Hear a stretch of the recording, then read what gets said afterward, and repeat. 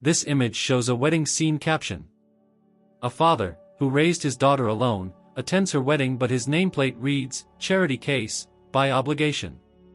The wealthy family of the groom laughs at him, humiliating him. When he tries to leave, his daughter firmly says, "Dad, we're leaving now." The next day, something shocking happens to the groom's family business.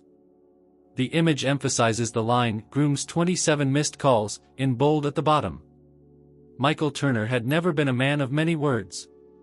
He worked with machines, pipes, freon, and thermostats, things that made sense, things that didn't walk out on you. For over 30 years, he'd been repairing air conditioning units across Dallas, Texas, driving a white, rust-kissed van with "Turner Cooling and Heating" stenciled on the side. His clients knew him as dependable, punctual, a man who fixed more than just equipment. Some would even say he cooled tempers just by showing up. But none of that compared to what he'd done at home. Michael became a single father the day Emily was 4. Her mother, Christina, left without warning, leaving behind nothing but a scribbled note on the kitchen counter and a pink suitcase Michael hadn't even known was packed. He never heard from her again. And though the silence she left behind had weight, Michael filled it, piece by piece, with devotion. Every pancake breakfast. Every school drop-off. Every bad dream chased away by his quiet voice and the warmth of calloused hands brushing her hair. He didn't make much money, but Emily never went without. He worked late when he had to, fixed neighbors' systems for free when they couldn't pay, and never missed a school recital. He'd show up in grease-stained uniforms, smelling faintly of coolant, and still clap louder than anyone when she stepped on stage. He learned to braid hair watching YouTube videos, sat through tea parties with plastic cups, and studied algebra again just to help her with homework. As Emily grew, so did her ambition. She excelled in school, earned scholarships, and later landed a job in a downtown consulting firm. She began moving in circles Michael barely understood, brunches with names he couldn't pronounce, invitations to events he had no suit for. But she never left him behind. Sunday dinners at the old house remained sacred, no matter how fast her world spun. And then came Andrew Whitmore. Tall, sharply dressed, and carrying a name like a brand, Andrew was heir to one of the largest energy conglomerates in Texas. The Whitmores were oil-rich, media-connected, old-money Southern aristocracy. When Emily introduced him to Michael over a dinner of meatloaf and mashed potatoes, Andrew was polite, even warm. But something behind the practiced smile made Michael feel like he was being assessed, like a bank loan or a used vehicle. Michael told himself it didn't matter. If Emily loved him, that was enough. Still, as the wedding approached, Michael felt something shift. The engagement party had been a glossy affair at a private country club. Michael stood out in his best but modest blazer. People smiled at him politely, quickly turned their attention elsewhere. No one asked about his work. No one seemed to care that he had been both mother and father, nurse and tutor, protector and provider. He noticed how conversations always steered toward legacy, lineage, and mergers. Even Emily began to speak differently, faster, more polished. Michael smiled when she wasn't looking. He wasn't proud of the doubt creeping in, but it was there. The wedding was scheduled for a Saturday afternoon at a vineyard outside Fort Worth. It was the kind of place with handcrafted wooden signs, imported floral arrangements, and photographers that looked more like fashion stylists. Michael arrived early in his only tailored suit, purchased just for this day. He held his posture like armor, determined to enjoy the moment and not let the buzz of whispered conversations around him chip away at what mattered. After all, he was not just any guest. He was the father of the bride. Emily looked radiant. Her dress shimmered under the soft summer light. When she saw Michael, she broke protocol, heels clicking across stone to wrap her arms around him. He hugged her like he used to when she fell asleep in his lap, tight, with reverence. "You okay, Dad?" she whispered. He smiled. "Always, kiddo." But as the crowd swelled and the air buzzed with champagne and pedigree, Michael began to feel it again, that quiet discomfort, that invisible wall that no amount of hard work could tear down. Conversations fluttered past him like leaves in wind. The Whitmores mingled with senators and CEOs, joking in half-coded language. Waitstaff moved with choreographed precision. Everything was perfect. Too perfect.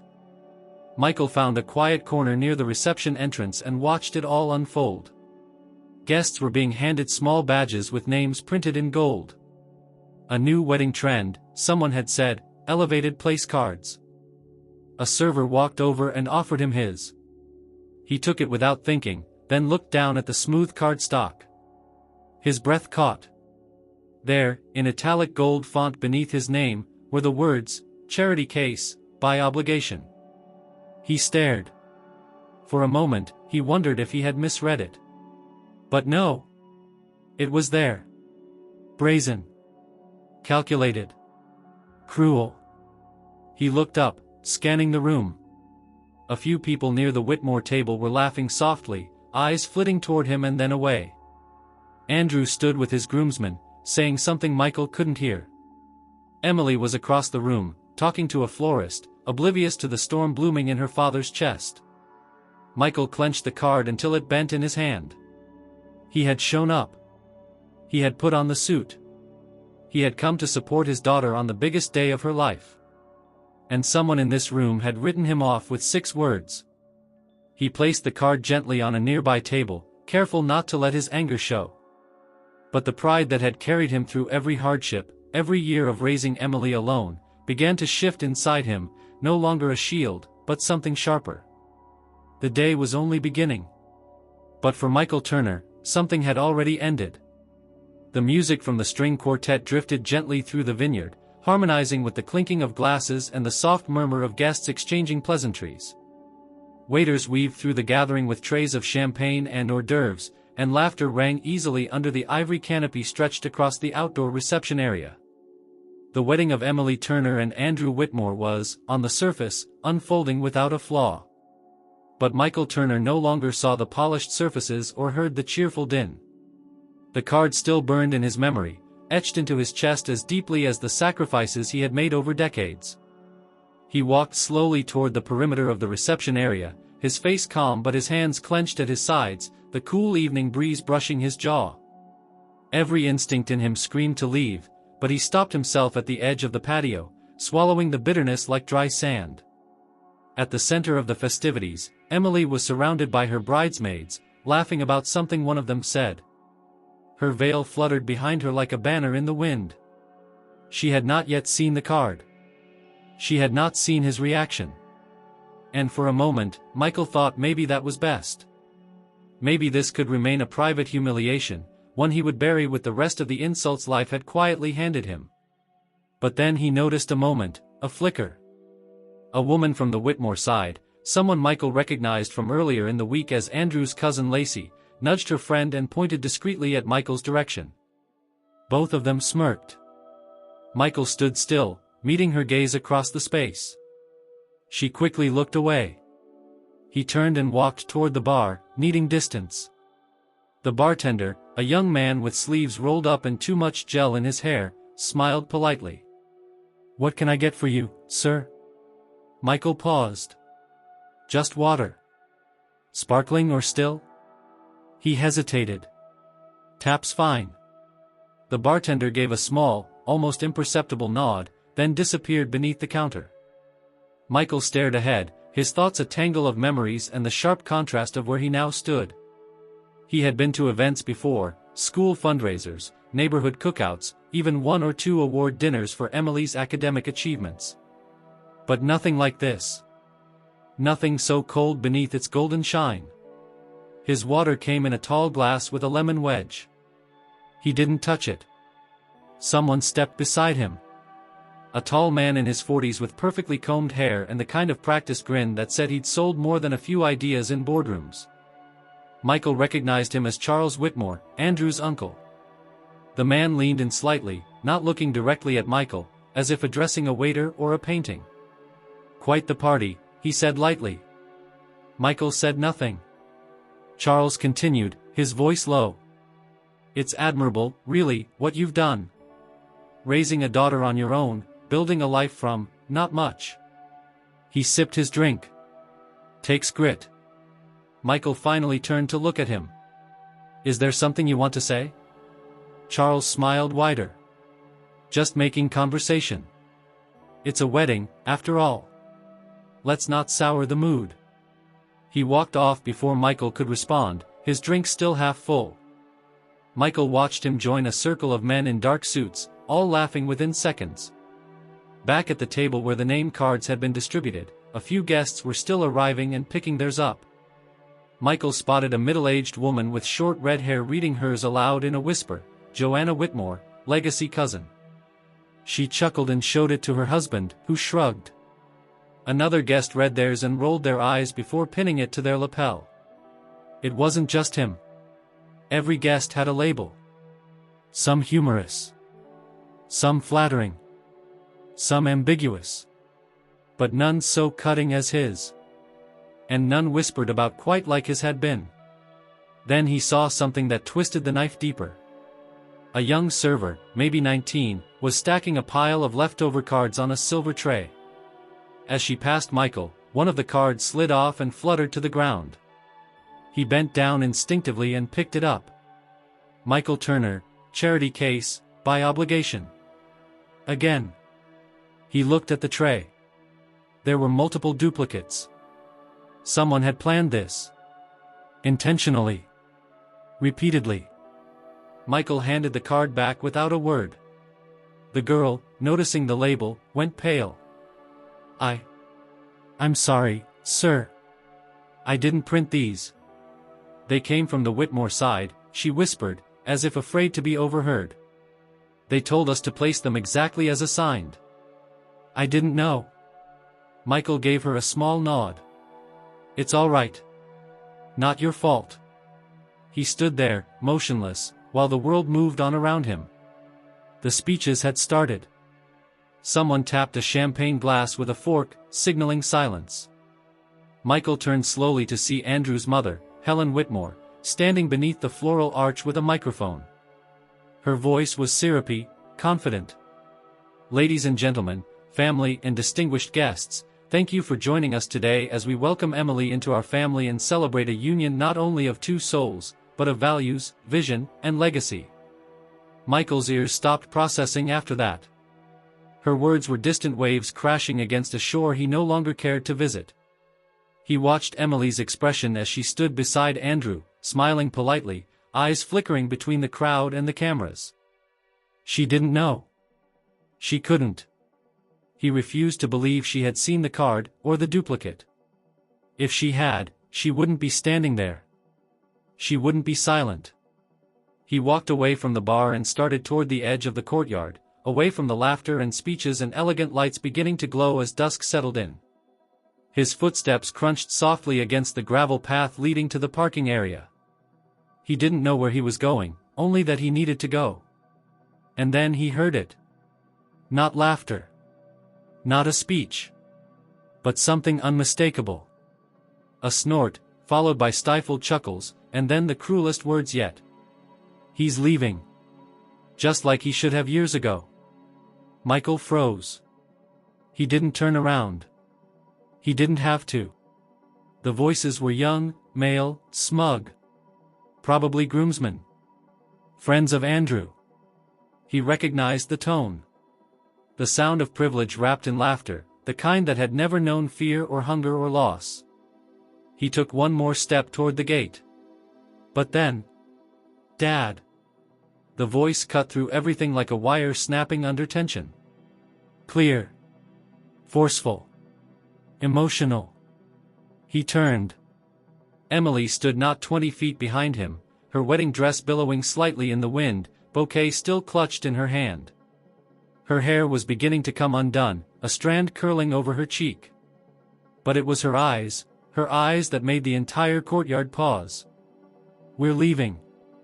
Now. The entire reception froze. Heads turned.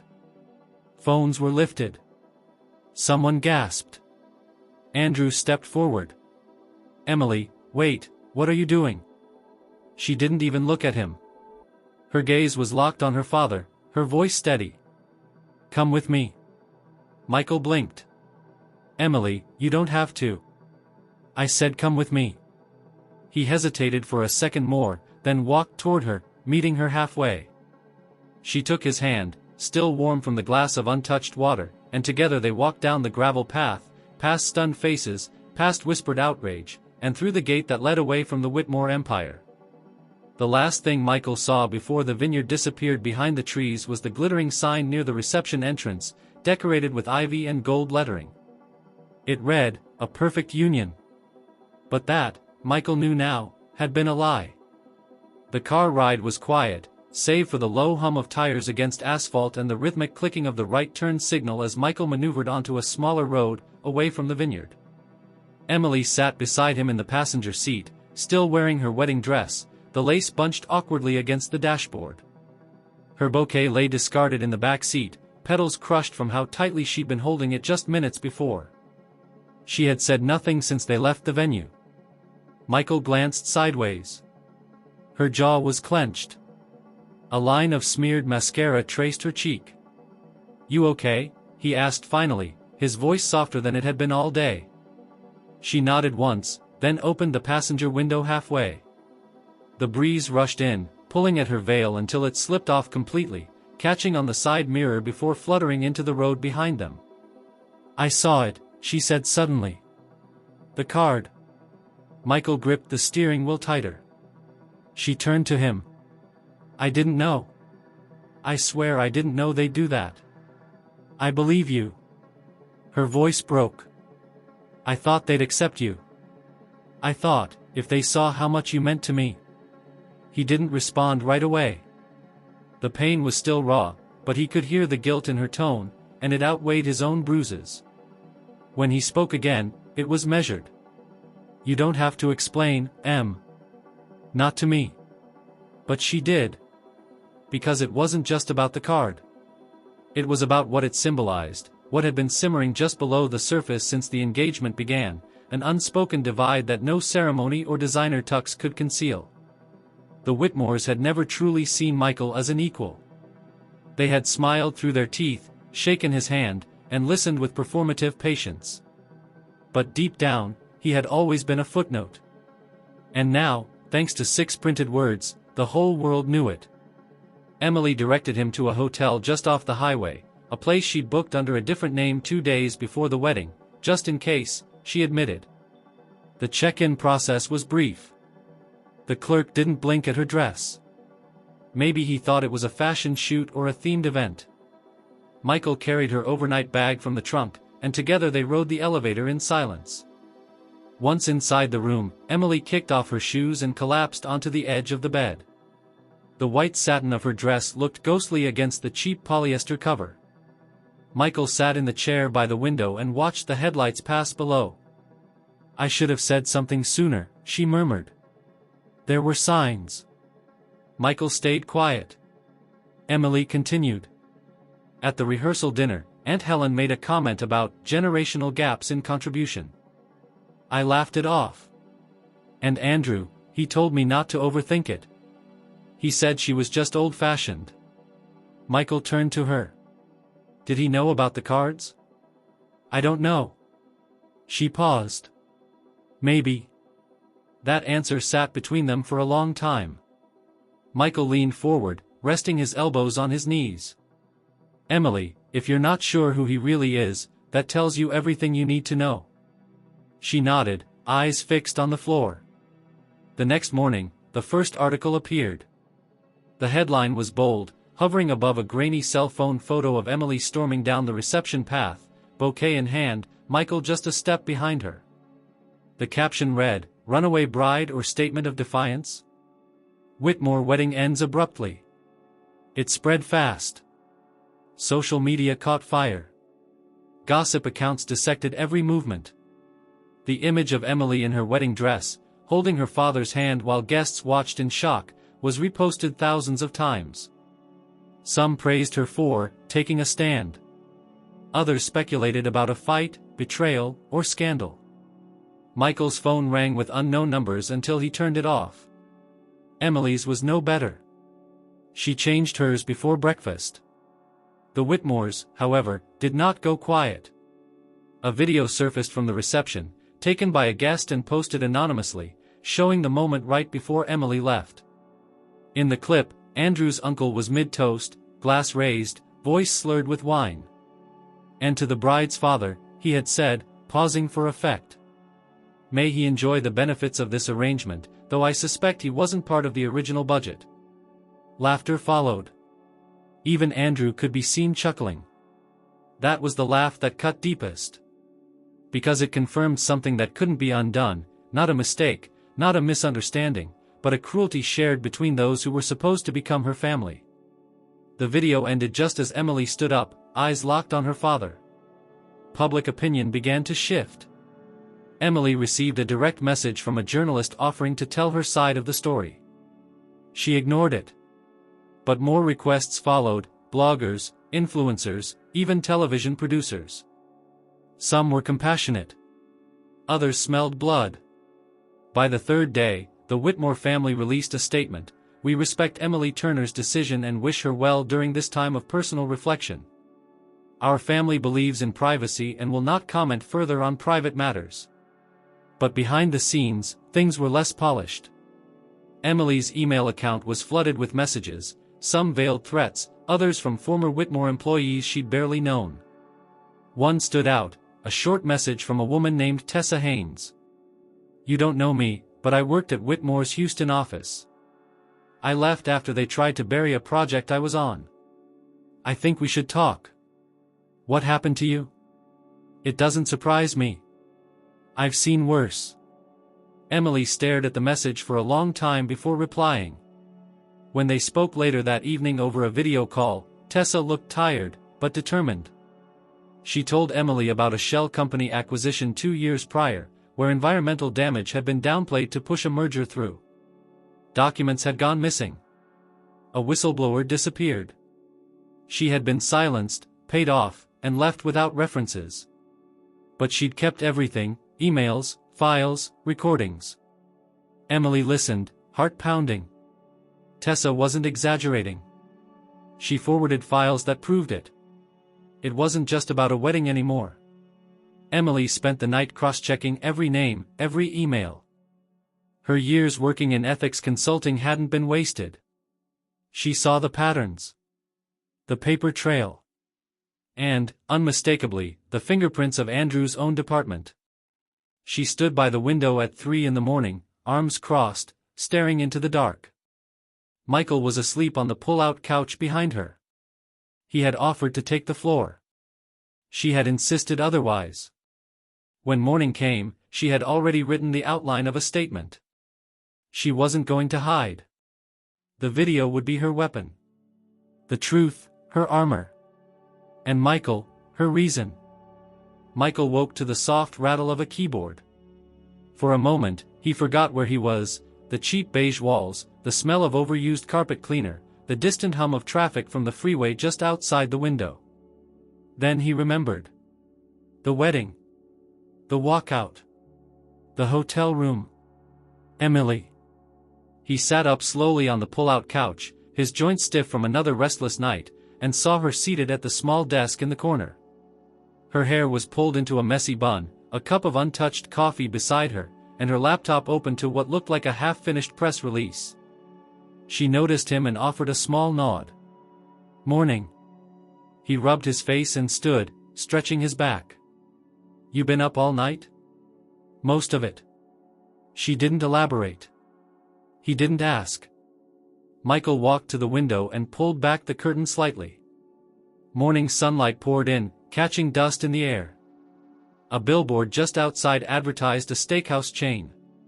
Nothing elegant. Nothing curated. It made him oddly comforted. He turned back to her. "You sure you want to do this?" Emily nodded. "If I don't speak, they control the story. I'm not giving them that." Michael walked over, read the screen quietly. She was outlining a formal statement, not for social media, but for a scheduled press appearance. Something calm, direct, verifiable. Tessa Haynes had provided more documents overnight, signed internal memos, deleted acquisition drafts, even an audio recording from a meeting in which executives discussed how to suppress whistleblower complaints. It was no longer just a corporate matter. It was criminal. I'm meeting with a legal advisor today, Emily said. A friend from college, she specializes in corporate ethics and compliance. She'll know how to protect Tessa. And us. Michael pulled up a chair and sat beside her. You don't have to protect me. I know, she said. But I want to. He didn't respond to that. Instead, he looked at her carefully, noting the tension in her shoulders, the way her fingers hovered just above the keyboard. She wasn't just angry. She was afraid, of what she'd uncovered, of what it might cost. But there was something else, too. Resolve. She wasn't backing down. Later that afternoon, they met with the advisor, Juliana Marks, a no-nonsense attorney with sharp eyes and a quicker tongue. She reviewed the documents and nodded slowly. This is strong, she said. But they're going to hit back hard. You're not going up against a family. You're going up against a corporate machine. Emily didn't flinch. I'm ready. Juliana eyed Michael. And you? He looked at his daughter. Where she goes, I go. Back at the hotel, while Emily prepared the official release with Juliana's guidance, Michael stepped outside for air. He walked around the back of the building, past a row of vending machines and a broken soda dispenser. He needed space to think. He pulled out his phone and scrolled aimlessly, landing on a local news live stream. The segment was already underway. A familiar anchor sat beside a screen showing the Whitmore family's headquarters in downtown Dallas. Still no direct statement from Andrew Whitmore or his parents, but sources tell us there's concern inside the board about leaked documents. Meanwhile, speculation continues regarding the wedding incident that brought this family into the public spotlight. Michael turned it off. He wasn't built for this. He fixed compressors. He handled emergencies involving refrigerant leaks, not media storms or executive lawsuits. Yet somehow, here he was, caught in a battle that had started the moment someone printed those words onto a name card.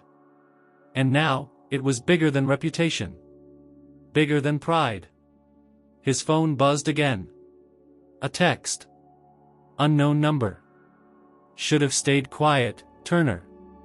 She's not worth what's coming. He stared at the screen, unmoving.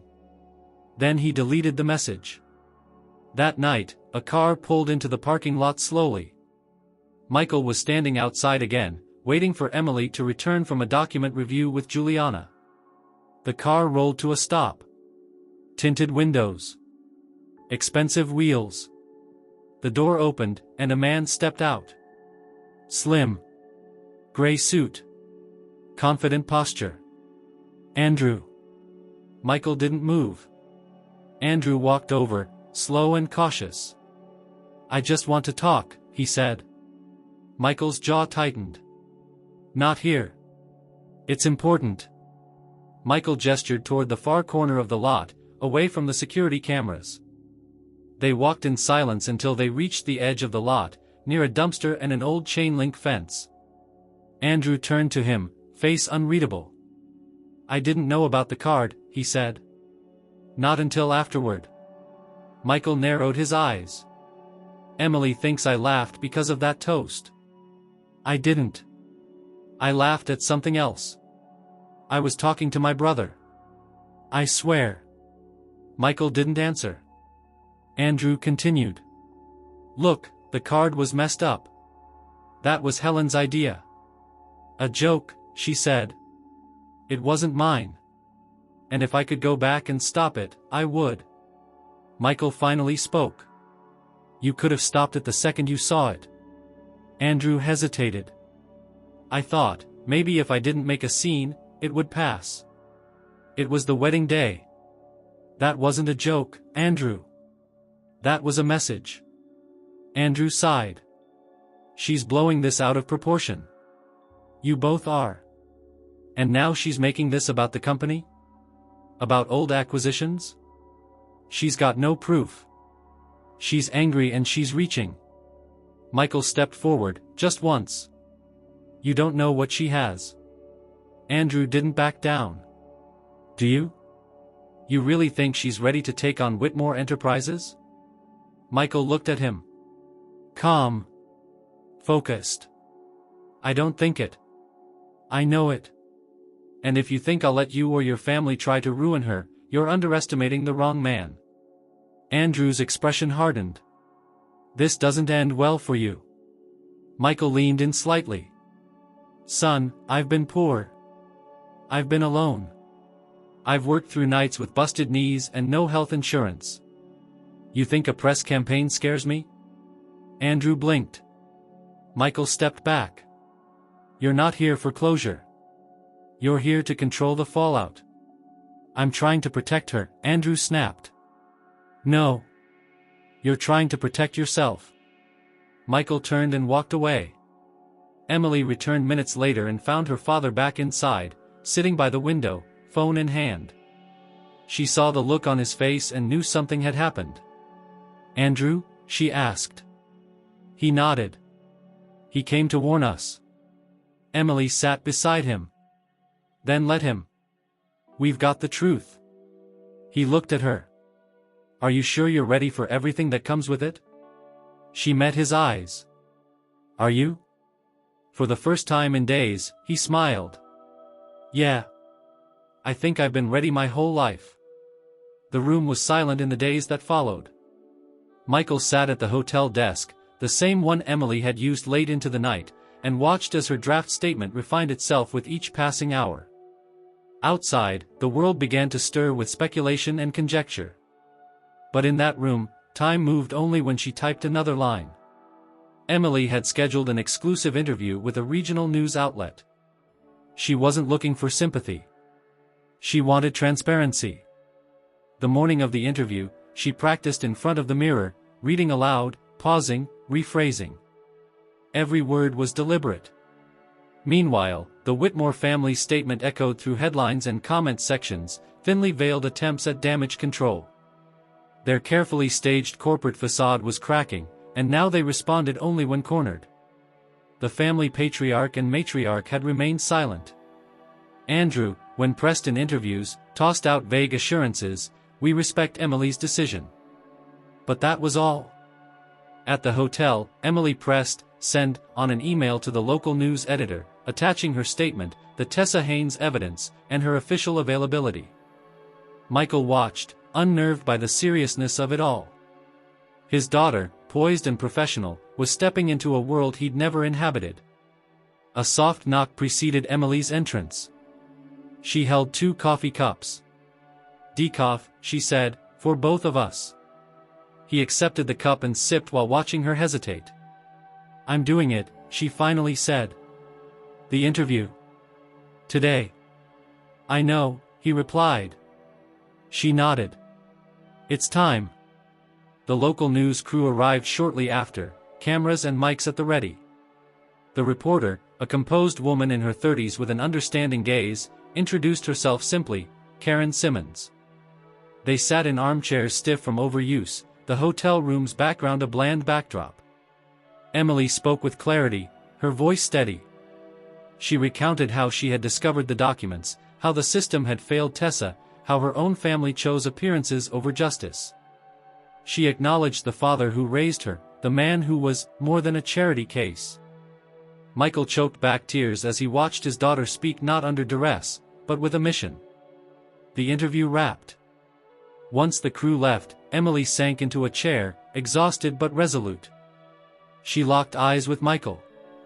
Now, we wait. The night was restless. Michael stared at his phone, waiting for the story to go live. At 3 a.m., a notification finally arrived, an alert with the reporter's byline, "Bride walks away from Texas dynasty." Story beyond the dress. Michael opened the article. Emily's words were there, in bold quotes. "I walked away from that wedding because I refused to let my life be built on deceit. No daughter is an accessory. No father should be treated like a footnote." The article was accompanied by selected document excerpts and photos. The reaction was immediate. Social media erupted, comments flooding in faster than he could read. Some called her brave, others accused her of ruining the Whitmore name. Magazine feeds updated with trending tags, hashtag ethics over elegance, hashtag by duty not by design. Emily's words were everywhere, forums, talk shows, podcasts. At 7 o'clock, their phone rang. It was Juliana, the attorney. Emily, that statement has teeth. They're scrambling internally, but their legal counsels are mobilizing. You've hit a nerve. Later that morning, Michael found Emily staring at the laptop's black screen in their room, no new messages, nothing new besides the news. He gently placed a hand on her shoulder. What now? She asked. We let them come at us. We stay calm. We stick to the truth. She turned toward him. Thank you. He nodded. Always. By midday, the Whitmore steward's office had responded. Not a statement, but a press release from the corporate counsel. We acknowledge the concerns raised by Emily Turner. Our organization remains committed to ethical practice. We will not be providing further comments at this time. Behind the scenes, however, things were unraveling. A video uploaded by a seemingly private individual showed Helen Whitmore pacing in her office, her tone shaky as she called a board meeting. The leak didn't show more than the confusion on her face, but it confirmed one thing: the family was under pressure. Late that afternoon, Emily's email pinged again. A request, this time from a national independent news platform, asking to include Emily's statement in a broader exposé on corporate misconduct in the energy sector. They wanted more time and documents. Emily turned to Michael. I have to say yes. He nodded. The next stage awaited. Night descended and Michael looked out from the window, at the city skyline smeared with golden lights. Emily stood beside him, her wedding dress long gone but its symbolism alive. She whispered, "We did it." He held her tight. "Yeah," he replied. "We did." But somewhere out there, they both understood, the ripples were only beginning. At 9 o'clock sharp on Monday morning, the storm reached the heart of Whitmore Enterprises. The day started like any other for the executive team, filtered coffee brewing in glass pots, assistants coordinating calendars, screens filled with spreadsheets and muted earnings calls. But just as the senior leadership sat down in the glass-walled boardroom overlooking downtown Dallas, a series of notifications began hitting their phones like a domino cascade. It started with an alert from a national business news outlet.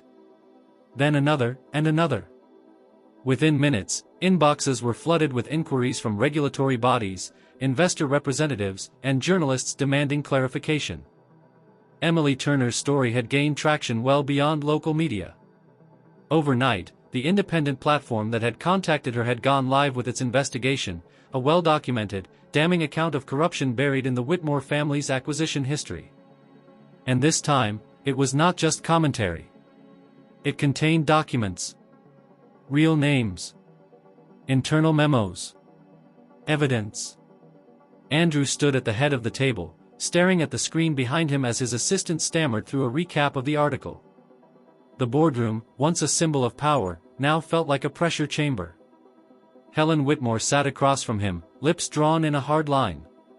She didn't speak. Her silence was not the absence of words, it was strategy. But the tension on her brow betrayed something else. For the first time in decades, she wasn't in control. Someone leaked internal files, one executive said.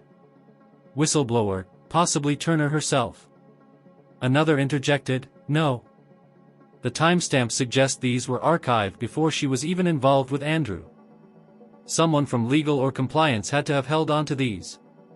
The head of communications, a lean man in his 40s named Mark Treadwell, pulled up the charts showing public sentiment. The red trend line plummeted downward. If we don't respond, we lose investor confidence. If we do respond, we validate everything. Andrew was silent. He had barely slept since Emily left. His phone was full of unanswered calls to her, most of which went straight to voicemail. He had texted, emailed, even driven by the hotel, only to be turned away by security at the front desk. I want a formal response drafted within the hour, Helen said finally, voice razor sharp. Something that frames this as a personal dispute, Emily acting on emotion, lashing out. Keep it professional, but discredit the context. Mark frowned. That won't hold. The documents are real, Helen. We need to act as if this is a compliance breach. Internal review. Proactive measures. No, she snapped. We do not admit wrongdoing. We manage perception. But perception was already slipping beyond their grasp. By noon, 2 major clients had paused their contracts. A third issued a public statement condemning unethical practices and launching its own investigation into past dealings with Whitmore Enterprises. Stocks began to fall. The company's legal department advised that the Securities and Exchange Commission had opened a preliminary inquiry based on the documents now made public. Across town, Emily sat at a small cafe table with Tessa Haynes and Juliana Marks. All 3 women huddled over laptops and notes, reviewing the next steps. Their collaboration had turned into a coordinated effort, each piece of data they submitted cross-referenced with legal protections and whistleblower rights. Tessa, visibly anxious, stirred her coffee for the 3rd time without drinking it. Do you think they'll come after me? Emily looked her in the eye. They already tried. But now it's public. They can't silence you anymore. They'll have to answer to it. Juliana nodded. And we'll make sure they do. Outside, a reporter passed by the cafe window, glancing in before moving on. Emily was starting to get recognized. Her face, once just another name among business circles, was now synonymous with one of the most disruptive whistleblower revelations of the year. She hadn't asked for that title. But now that she had it, she refused to let it go to waste. Meanwhile, Michael received a call from a small nonprofit group that operated legal support for whistleblowers. They had seen the news and offered to amplify Emily and Tessa's story through their channels. He passed the information along, then returned to the small garage a friend had let him use for work, his hands needing something to fix, something solid. The smell of coolant and metal grounded him. He was tightening a compressor bolt when another call came in, this time from a journalist who had discovered a different layer to the Whitmore narrative. Apparently, several years ago, Michael had made emergency repairs at a low-income housing facility during a heatwave, refusing payment. Unbeknownst to him, one of the residents at the time was the sister of another former Whitmore employee who had since vanished after raising internal concerns. The journalist wanted to run a story about how small, human acts of decency connected unexpected dots in the broader battle for truth. Michael, uncomfortable with praise, declined to comment. "This is Emily's fight," he said. But the narrative continued to evolve without his permission. By Tuesday evening, the media had begun framing the entire collapse as a story not just about corporate malpractice, but about generational courage, how a father's quiet integrity had shaped the daughter who exposed a dynasty. Inside Whitmore Enterprises, meetings stretched into the night. Lawyers debated how much of the documents to contest. Crisis consultants proposed aggressive PR counter-campaigns. Helen rejected most of them. Andrew, however, sat alone in his office. The engagement photo of him and Emily had been removed from the wall. His inbox was a minefield of inquiries. But more than anything, he kept replaying that moment at the wedding, her hand in her father's, the firm line of her jaw as she looked back only once before disappearing. He had underestimated her. Worse, he had believed she would stay silent.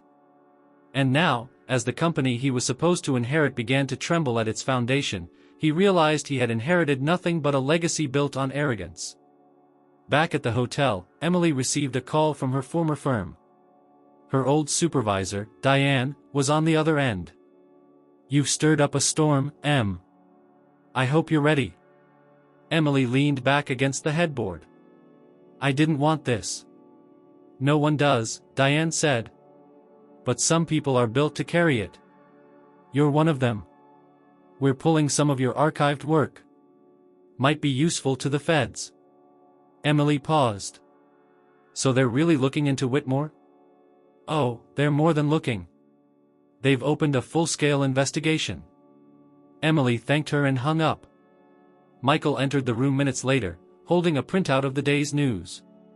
His name was there, again, tied now not just to the wedding, but to the acts of service that had accidentally sparked this movement. He handed the paper to her. She read the headline. Then smiled, bittersweet. "It's happening," she said. Michael nodded. "Yeah. And they're not ready for it." The silence in the courtroom-style conference hall was heavy, taut with anticipation as the first hearing regarding Whitmore Enterprises' alleged misconduct began. Though not yet a formal trial, the regulatory review had prompted a congressional inquiry into corporate ethics and internal whistleblower suppression. Emily sat near the back, dressed in a sharp gray blazer and dark slacks, surrounded by legal advisors and a few early supporters. She wasn't called to speak that day, but her presence was enough.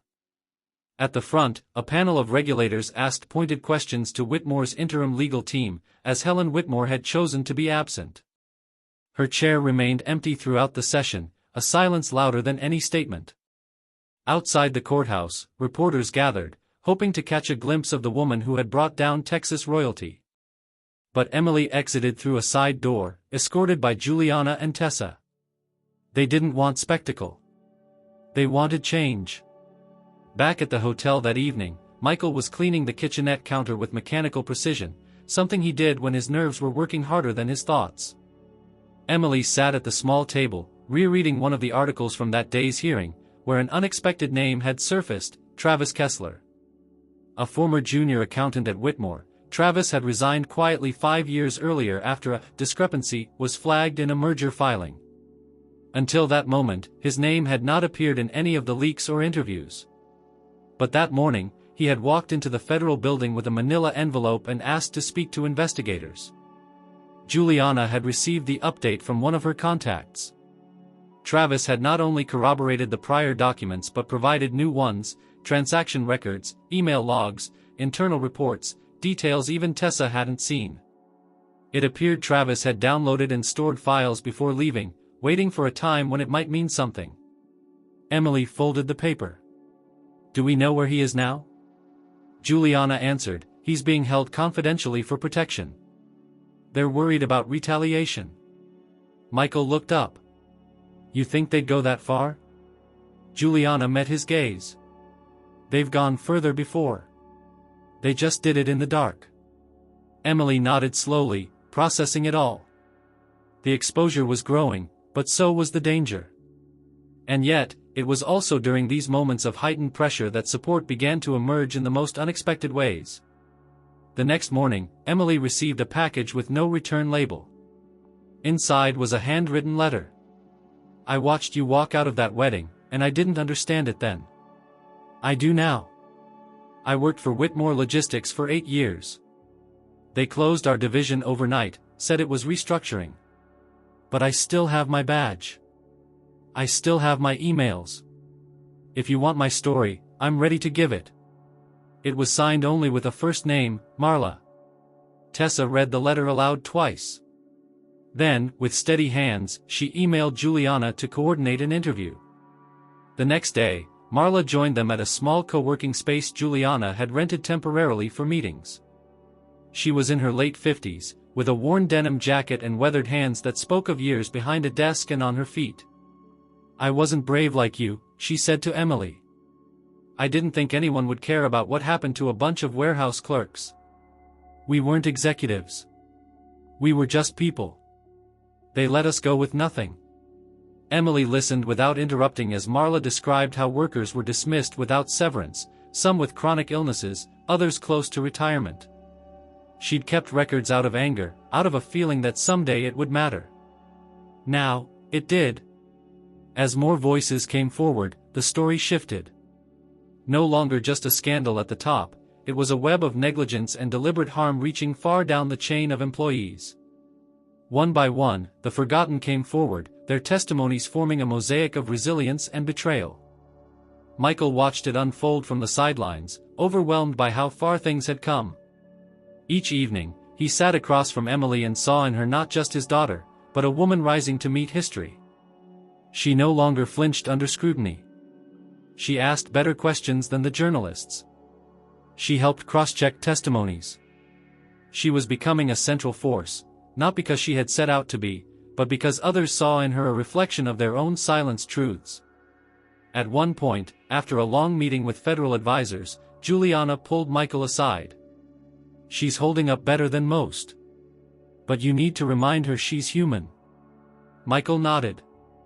That night, he brought back 2 burgers from a diner across the street and sat her down at the table. "No laptops. No folders. You need to eat something that wasn't prepared by a paralegal," he said. She laughed, and it felt like the first real one in days. "You always know when I'm running low," she said. "I've had practice." She took a bite, then paused. "Dad, you're okay with all this? Still?" Michael leaned back. "Do I wish it hadn't come to this?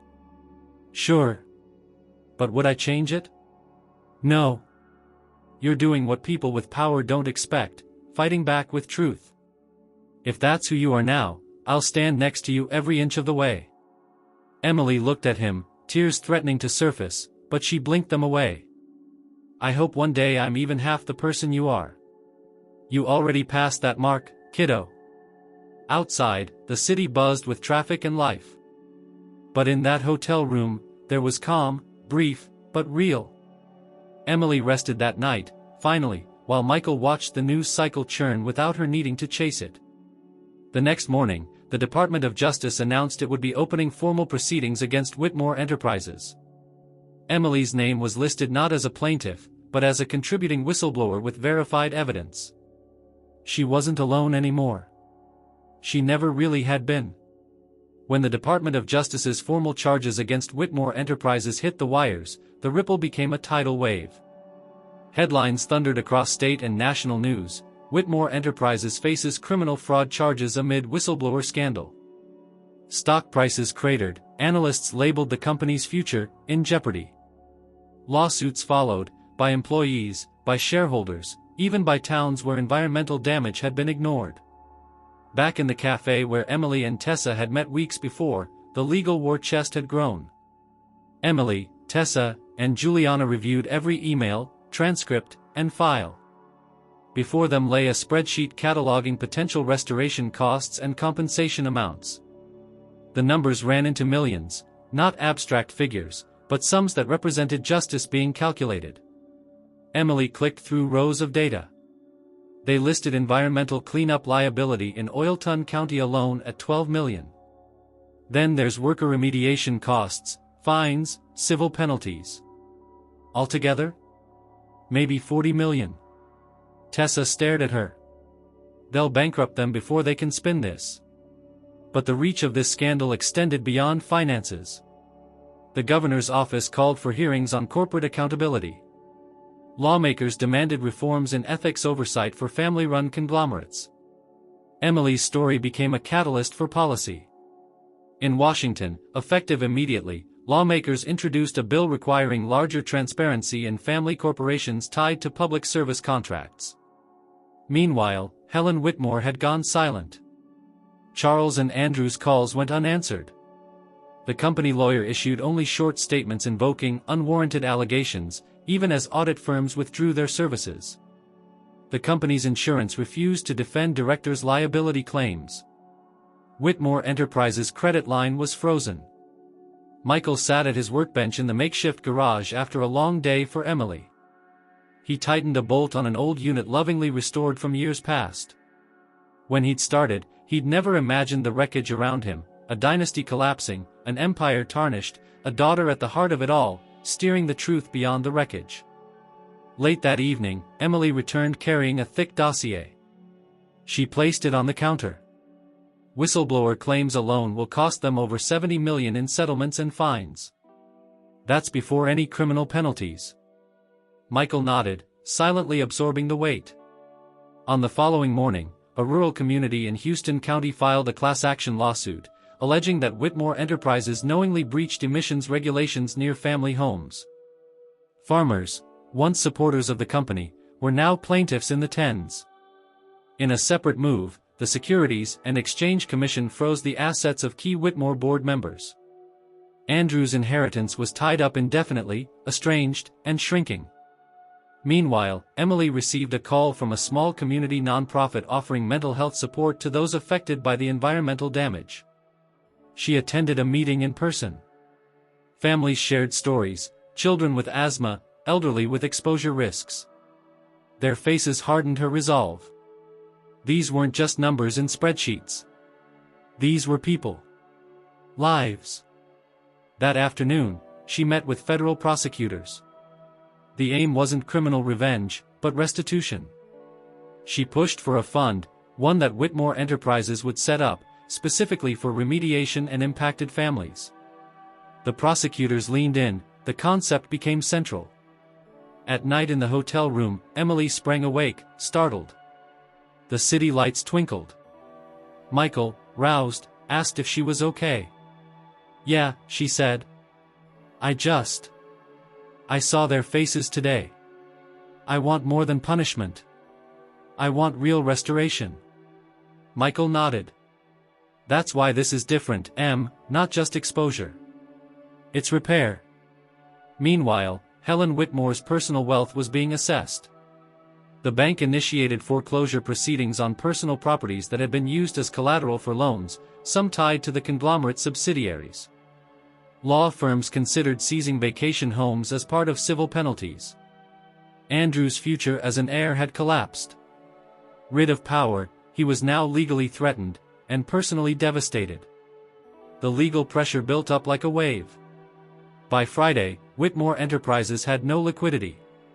The board had voted to file for bankruptcy. Emily learned the news from a headline that flared on her phone: Whitmore Enterprises files for Chapter 11, company in freefall. She stared at the screen. Bankruptcy meant a delayed settlement, but also forced corporate restructuring. The company might survive, but stripped of leadership and credibility. She texted Juliana, "We've broken them." Juliana replied, "Only if they never rebuild right." Outside that night, a small protest formed in front of Whitmore's closed headquarters: residents, workers, environmental activists, press. Emily watched the live stream, listened to demands: cleanup commitments, fair compensation, oversight. Not revenge, but reform.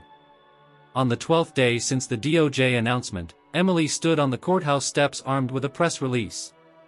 She read a statement she and Juliana had drafted. "Let this not be an endpoint. Let this be a turning point. Whitmore Enterprises' fall is our wake-up call. Today, we ask for accountability, and tomorrow, we demand reconstruction.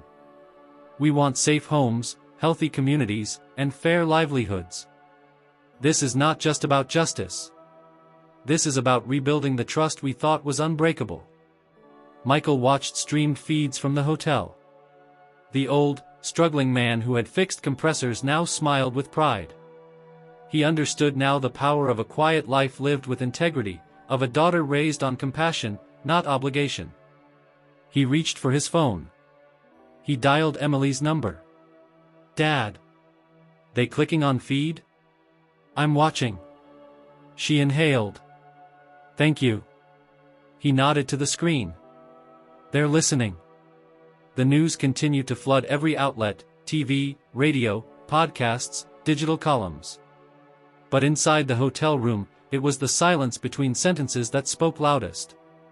Emily stared at her computer screen, reading one last report before her next call with federal investigators. Michael sat behind her, folding a stack of clean laundry slowly, methodically. The air was still, but something was shifting, an unspoken reflection stirring between them. It began with a phone call from an old name, Delilah Mathis.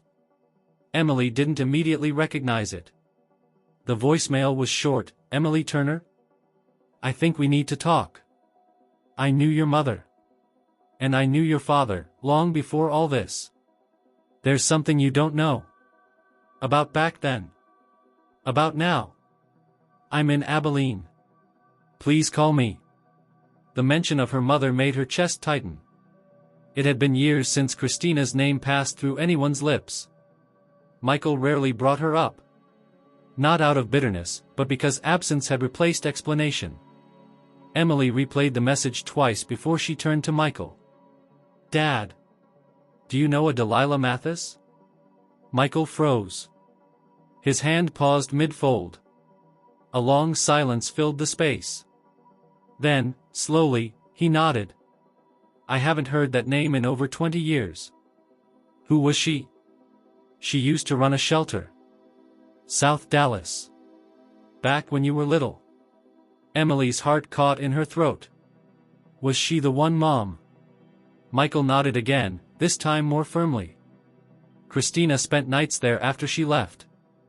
I only found out much later. I never talked about it because I didn't know how to explain why she left, not in a way that made sense for a kid. Emily sat down. She says she knows something important. Michael looked at her for a long moment before saying, then maybe it's time we listen. The next morning, they made the 3-hour drive to Abilene under a gray sky. The air was heavy, thick with questions neither had asked aloud. When they arrived at the modest house, Delilah was waiting on the porch. She was in her early 60s, with silver-streaked hair and eyes that had seen more suffering than most. She hugged Michael briefly, then turned to Emily. You look just like your mother, she said. But stronger. Inside, over tea and chipped porcelain cups, Delilah unfolded stories they had never heard. Christina, it turned out, had not left out of boredom or resentment, but out of fear that her own past would destroy the little family she had built. She got involved with someone at the wrong time, Delilah said. Before she met Michael. It wasn't love. It was survival. But that man, he worked for Whitmore. Not Andrew. Not Charles. But their father, Mason Whitmore. The one who started it all. Emily blinked. That's not in any company bio. It wouldn't be. Back then, Mason ran everything with shadows. He had people off the books. Christina was young. Vulnerable. She saw things, transactions, side deals, exploitation. When she tried to pull away, they pressured her to keep quiet. She ran. Found me. That's how she ended up at the shelter. Michael's voice was barely audible. She never told me. She wanted to protect you. She didn't want to bring that poison into your life. But when she saw you growing up, becoming someone strong, she couldn't stay. She left to keep you clean of it. Emily's head spun. You're saying Whitmore's rot goes back farther than anyone thought? Delilah nodded. I've got records, kept for years, in case anyone ever came looking. She stood, disappeared into a back room, and returned with an old accordion file full of faded pages. Receipts. Notes.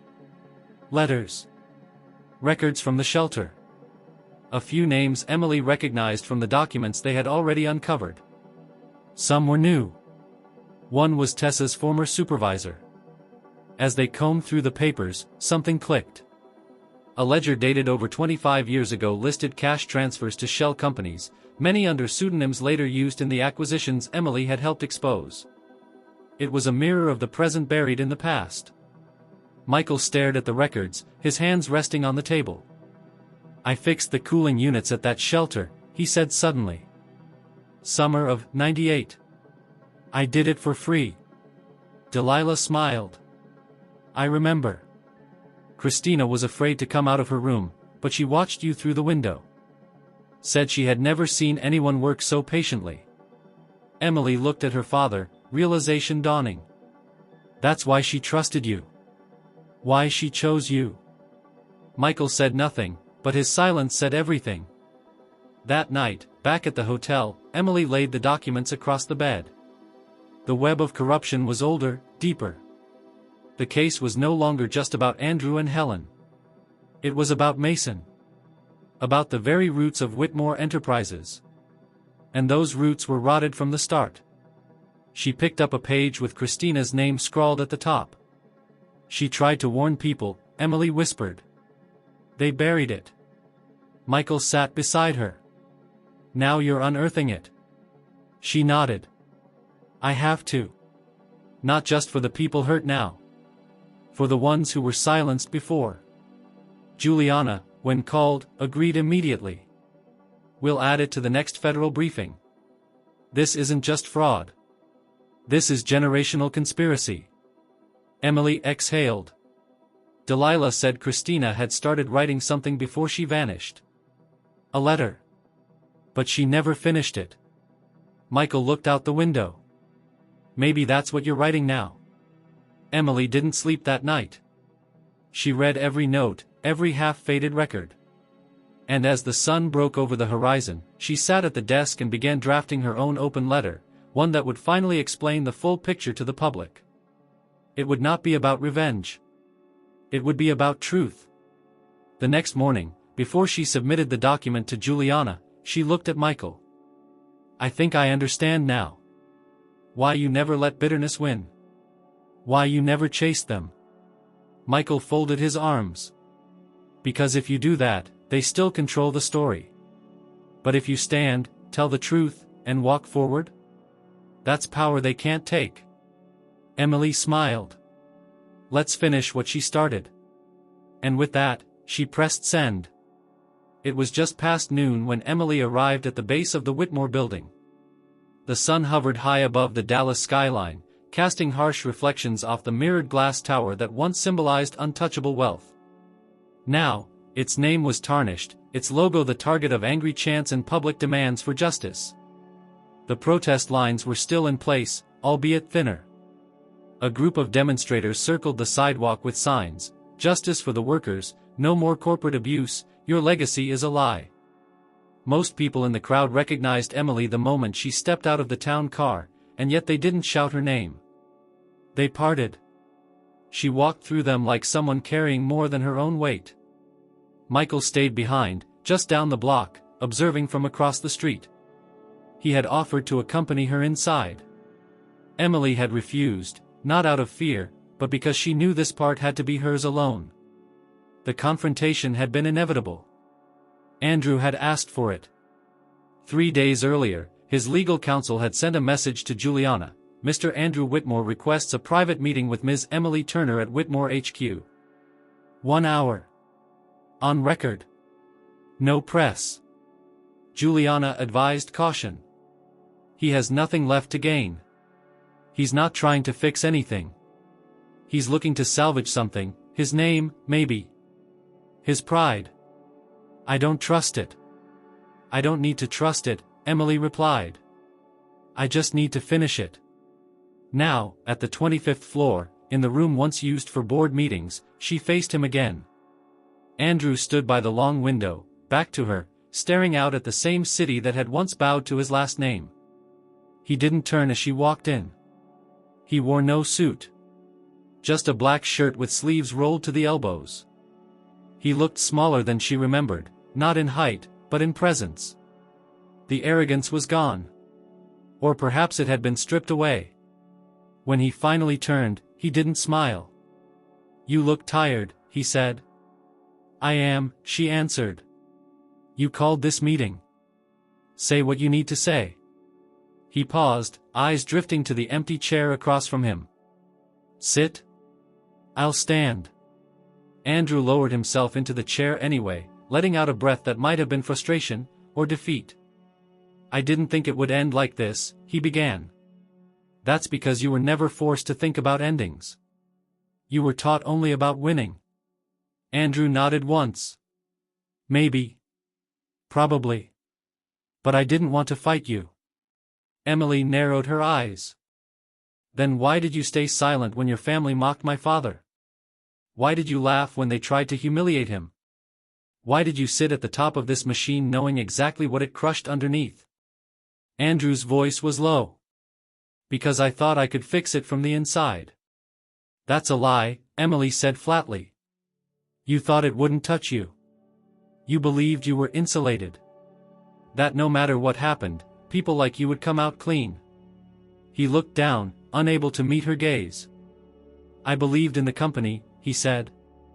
I believed in my family. Even after you left, I kept telling myself that maybe it was salvageable.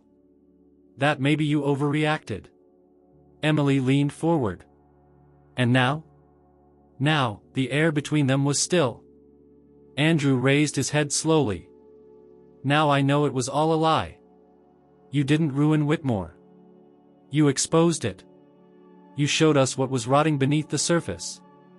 I just didn't want to see it. Emily crossed her arms. You didn't want to lose power. I didn't want to lose you, he said. That line, spoken with genuine weight, landed between them like a final admission. Emily exhaled, not from anger, but from clarity. You already had, she replied. Long before the wedding. You lost me the day you let them treat my father like he was nothing. Andrew nodded again. I can't undo what's been done. But I need to know, was there ever a version of us that could have worked? Emily didn't answer immediately. She thought back to their early days, when ambition felt like excitement, not threat. When their future had seemed like a climb together, not a fight over who stood higher. There might have been, she said. But that version would have required you to respect where I came from, and who raised me. And you never did. Silence. Andrew leaned back in the chair, his jaw set tight. I'm probably going to lose everything, he muttered. They're coming after personal assets now. The trust fund is locked. The board is dissolving. My name is worth less than nothing. Emily raised an eyebrow. You still think this is about your name? His eyes flickered up. It's about every person your family ignored, every law you bent, every contract buried in legalese to hide the harm.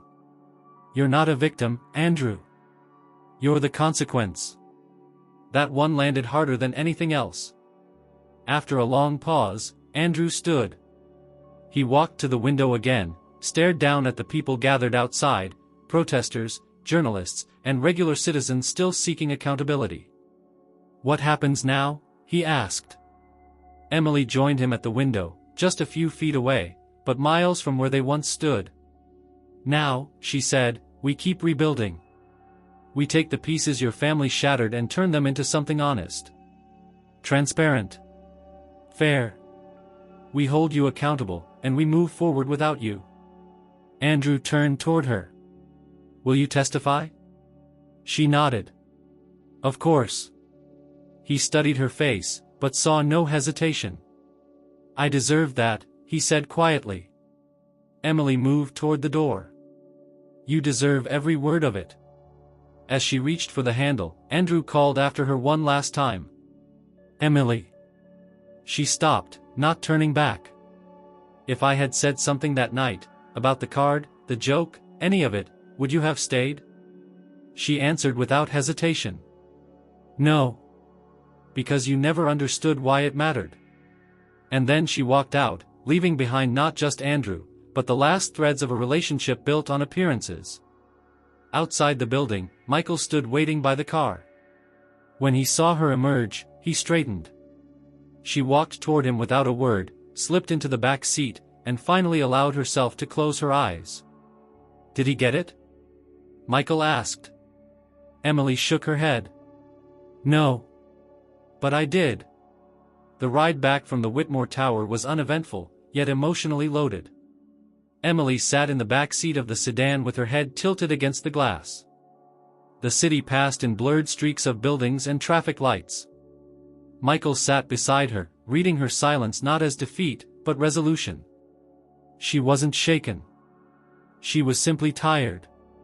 The confrontation with Andrew had closed a chapter that needed to end, but it wasn't the last one. Back at the hotel, Juliana was waiting with a folder in her hand and a strange look in her eyes. She rose the second Emily stepped inside. I didn't want to send this by email, she said. You need to see it yourself. Emily took the folder. Inside were copies of recently surfaced files, federal intake documents, scanned witness testimonies, and an internal memo dated nearly a decade earlier.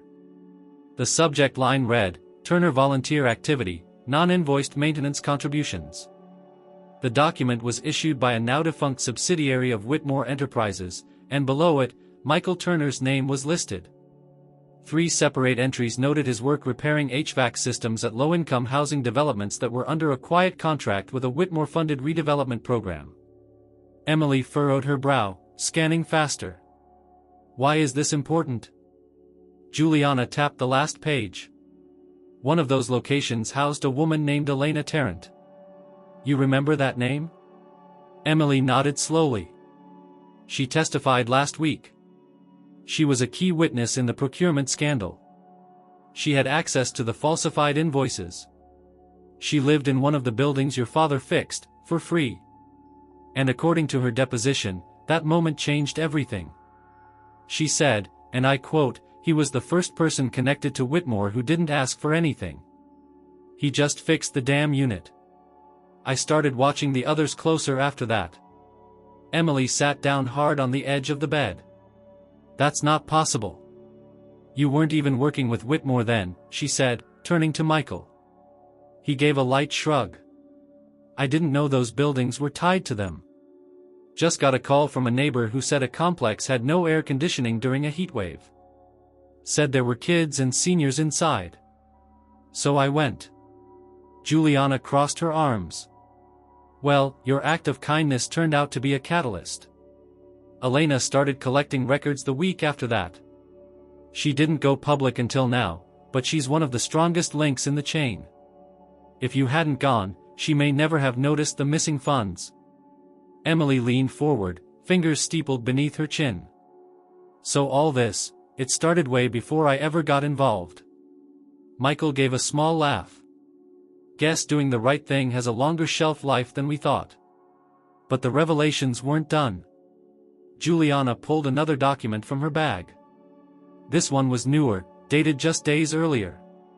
It was a transcript of an anonymous tip submitted to the SEC, confirmed and authenticated. The voice had now agreed to come forward, and it wasn't Elena. Emily scanned the transcript. Her eyes stopped at the words. "Michael Turner has no idea the full extent of what he did. One of the facilities he helped, an unregistered shelter outside Fort Worth, was sheltering a woman being hunted by a private firm hired by Whitmore's legal arm. She disappeared months later, but she told me he was the only one who made her feel safe." Emily looked up, shocked. "Who submitted this?" Juliana hesitated. "Tessa." "Tessa?" Emily said, stunned. "She used to work in legal acquisition compliance, remember?" After seeing the documents, she put the timeline together. That woman, Grace Laramie, was once part of a minor audit team. She flagged unusual activity in property transfers connected to Whitmore. Then she vanished. Michael sat back, the color draining from his face. "I remember her," he said slowly. "Not her name. But I remember her face. She didn't say much. Stayed quiet. She was with a kid, maybe 5 years old. I never asked questions." Emily was reeling. "Dad, you didn't just do your job. You were a chain reaction. The people you helped, they became the people who helped me. Who helped bring all of this down."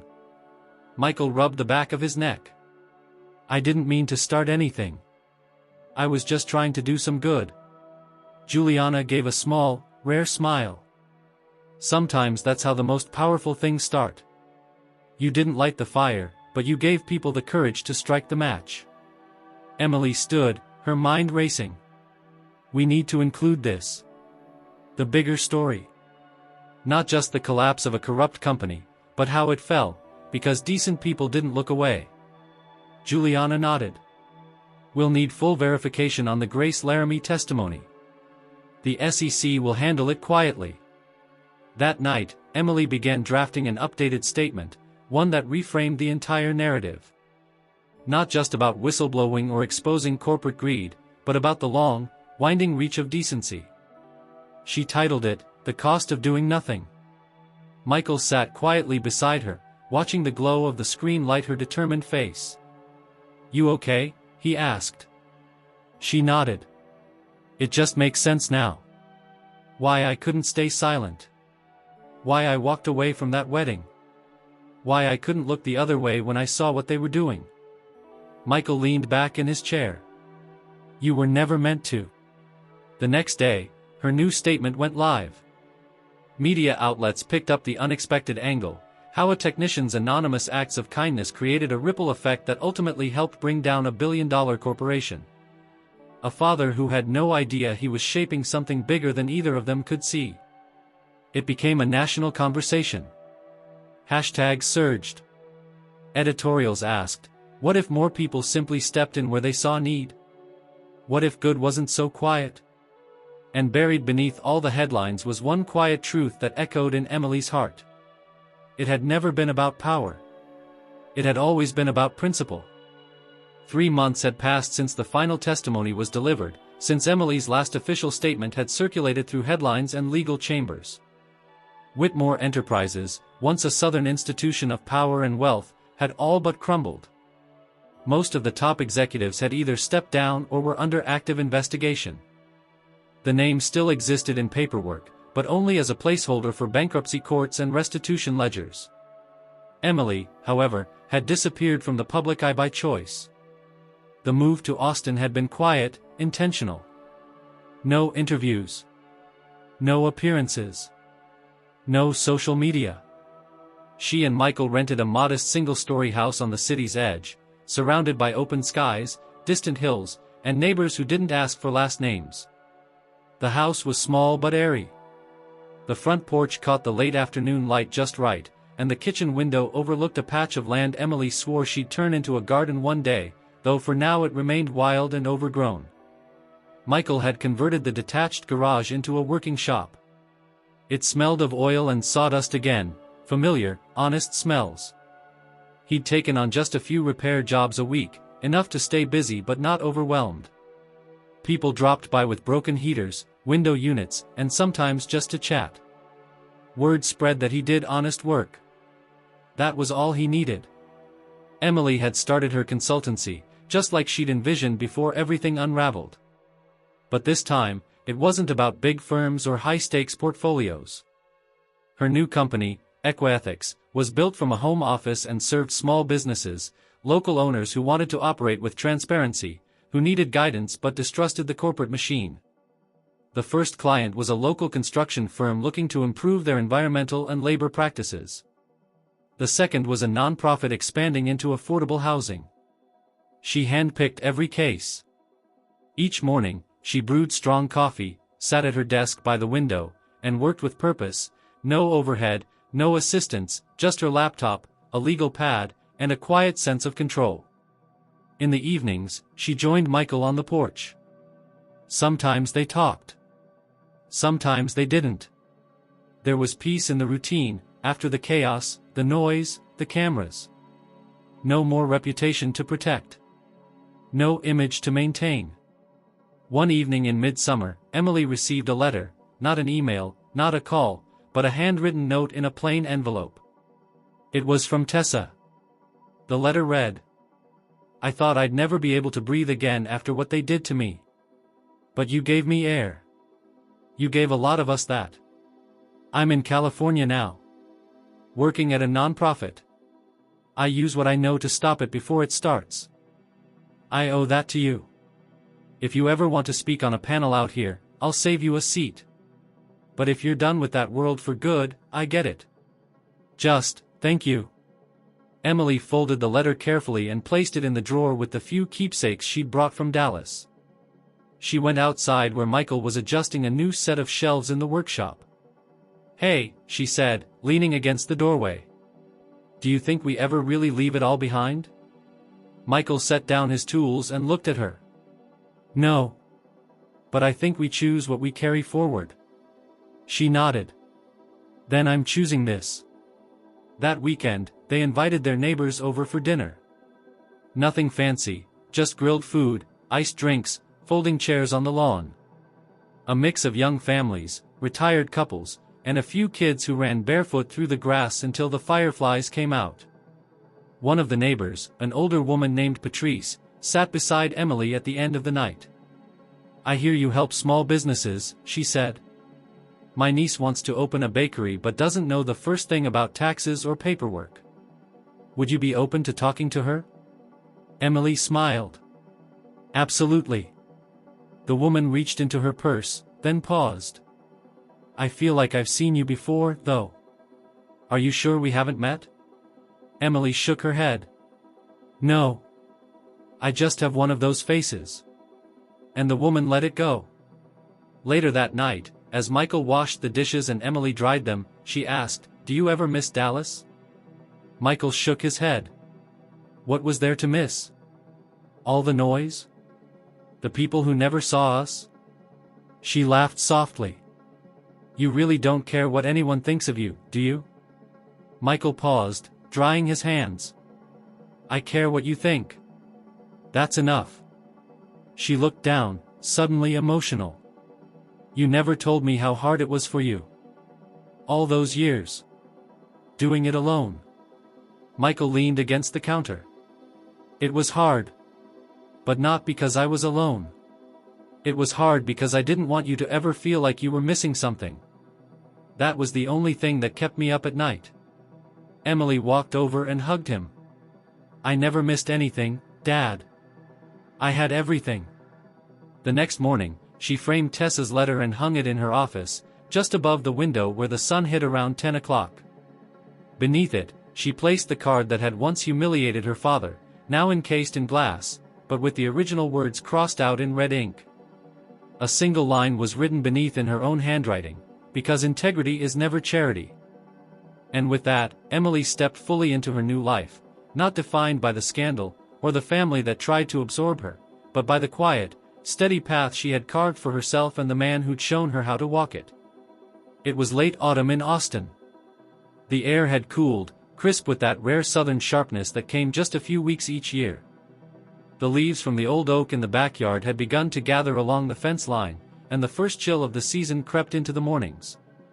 Michael was out early, as usual, rinsing off tools in the driveway, the steam rising from a warm hose. He worked slower now, not out of age, but because the pace suited him. No calls. No corporate clients. Just the simplicity of honest work and the grounding ritual of purpose. Emily watched him through the kitchen window as she brewed her second cup of coffee. She had learned to embrace slowness, too. After everything they'd been through, time no longer felt like something to race against. Today, however, wasn't like every other day. Today was the launch of the project she had been quietly building for the last 6 weeks, a culmination of the whispers that had followed her from Dallas, the stories she had collected from across the state, and the vow she'd made the night she walked away from her wedding, to never again let someone's voice be treated like an afterthought. She had named the initiative by choice, not by obligation. It was more than just a nonprofit. It was a platform, a network, a statement. The mission was simple: empower people who had been used as symbols, accessories, tokens, to speak, to lead, and to reclaim their own narratives. Whether they were whistleblowers, single parents, workers silenced by systems, or just people forced to smile through exclusion, they would now have a space to rewrite their roles. The launch event wasn't grand. Emily didn't want fanfare. Instead, she invited 15 guests, former colleagues, community leaders, a few of the workers impacted by the Whitmore collapse, and, quietly, Tessa, who had flown in the night before.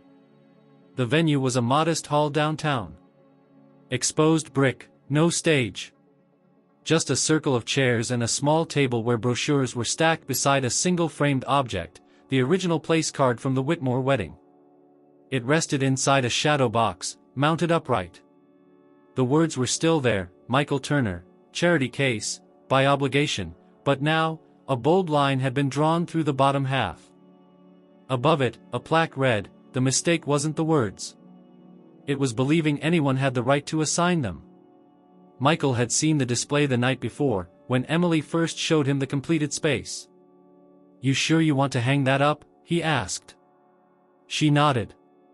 "I want people to see how wrong they were. And how right you've always been." He didn't say anything. Just nodded slowly, eyes fixed on the card. When the event began, Emily stood in front of the group, holding nothing, no notes, no microphone. "Thank you for being here," she began. "This isn't a celebration. It's a beginning. Some of you know me through the Whitmore case. Some of you don't. Either way, what brings us together isn't exposure. It's correction." She paused, scanning the room. "For years, I thought doing things the right way meant learning to play the game. Speak their language. Smile when I should have spoken. But the truth is, there are people in every room, every industry, every family who've been asked to minimize themselves just to be accepted. My father was one of those people. Michael sat near the back. He didn't shift. He didn't blink. They gave him a card on my wedding day. A label. A humiliation dressed as protocol. But what they didn't understand is that a man who has nothing to prove is more dangerous than anyone who hides behind a name. The room was still. Tessa wiped the corner of her eye. Emily continued. This initiative exists to give those people, those dismissed, undervalued, and ignored, the tools to fight back. Not with bitterness, but with clarity. And with strength. When she stepped away, no one clapped. Not because they weren't moved, but because the weight of what she'd said needed to land first. And it did. After the event, people lingered. They asked questions, shared pieces of their own stories. Some offered to volunteer. Others offered funding. Tessa, standing at the side table, traced the edge of the card with her finger. You think they'll ever really understand what they did to him? She asked Emily quietly. Emily smiled, gently. They don't have to. We already do.